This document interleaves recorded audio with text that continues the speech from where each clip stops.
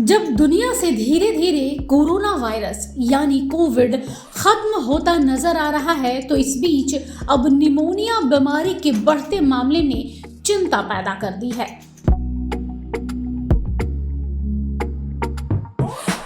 चीन, अमेरिका से लेकर यूरोप के कई देशों तक ये बीमारी अब पैर पसारने लगी है।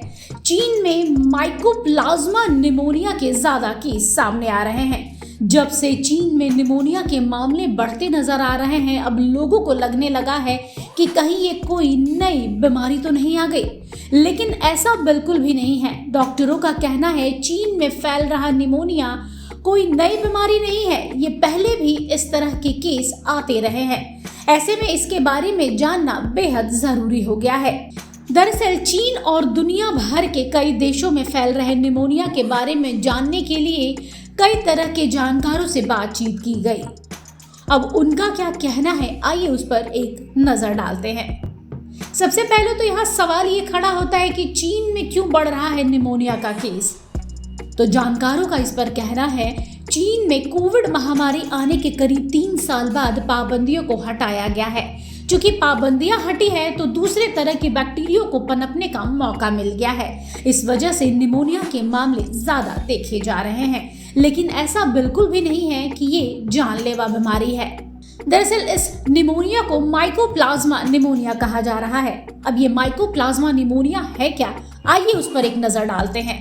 माइकोप्लाज्मा निमोनिया को वॉकिंग निमोनिया भी कहा जाता है। निमोनिया फेफड़ों का एक संक्रमण होता है जिससे सांस लेने में दिक्कतों का सामना करना पड़ता है। हालांकि माइकोप्लाज्मा निमोनिया थोड़ा अलग होता है। इसके लक्षण कुछ खास गंभीर नहीं होते हैं, लेकिन पीड़ित इंसान चलते फिरते हर काम को कर सकता है जिनकी इम्यूनिटी सिस्टम कमजोर होती है। जी हाँ, जिनकी इम्यून सिस्टम कमजोर है उनको खांसी और बलगम का उनका रंग बदल जाएगा, जिससे उन्हें काफी परेशानियों का सामना करना पड़ता है। लेकिन इससे डरने वाली कोई बात नहीं है। इस निमोनिया को आसानी से कंट्रोल भी किया जा सकता है। यहाँ पे कई लोगों का सवाल था कि क्या माइकोप्लाज्मा निमोनिया नई बीमारी है, तो इस पर जानकारों का कहना है कि बिल्कुल भी नहीं, ये पहले भी आ चुकी है। पहले भी इसके केस आते रहे हैं। भारत की बात करें तो यहाँ निमोनिया के मामले लगातार देखे जाते हैं, खासतौर पर बारिश के मौसम में, ठंड में। जिन्हें इम्यून सिस्टम की दिक्कत है उन्हें इस तरह के निमोनिया का सामना करना पड़ता है। अब इसमें वायरल या फिर बैक्टीरियल निमोनिया के केस होते हैं।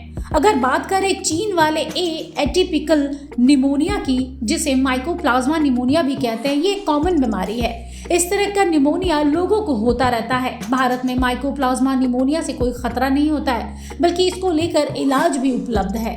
ऐसे में इससे घबराने वाली कोई बात नहीं है।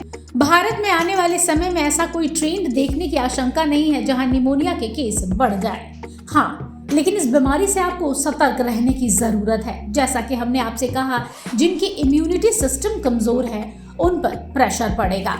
अगर पहले से ही कोई हार्ट, किडनी या लीवर से ग्रसित है तो ऐसे लोगों को सांस संबंधी बीमारियों का रिस्क हो सकता है।